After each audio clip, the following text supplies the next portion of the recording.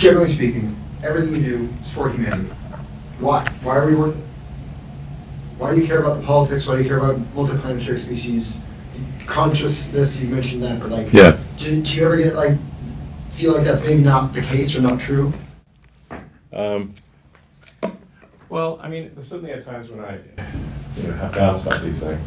I mean, I think it's a good question you ask because it goes to, like, at a foundational level, what is my philosophy and why does it lead to this conclusion? So the reason is that when I was a teenager, I had like an existential crisis to try to figure out what's the meaning of life. There doesn't seem to be any meaning. For me, at least, the religious texts, and I read all of them that I get my hands on, did not seem convincing. Then I started reading the philosophers.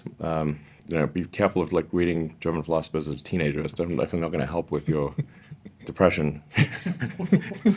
So reading Schopenhauer and Nietzsche, I'm like, now, as an adult, it's much more manageable. But as a kid, you're like, whoa.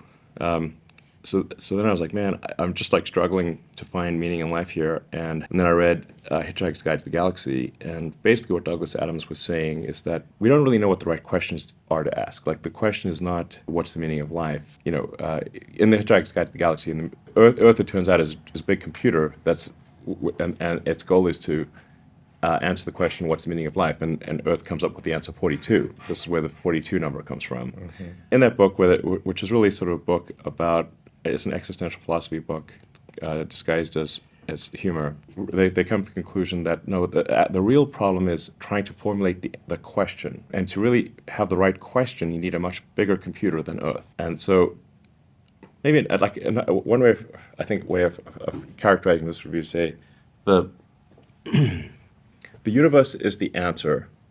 What is the question? Or what are the questions? The more we can expand the scope and scale of consciousness, the better we can understand what questions to ask about the answer that is the universe. The more we can expand consciousness, become a multi-planet species, ultimately a multicellular species, we have a chance of figuring out what the hell's going on. This is why I think we should have more humans and more digital, both biological and digital consciousness, and why we should become a multi-planet species and a multicellular species, is so that we can understand the nature of the universe.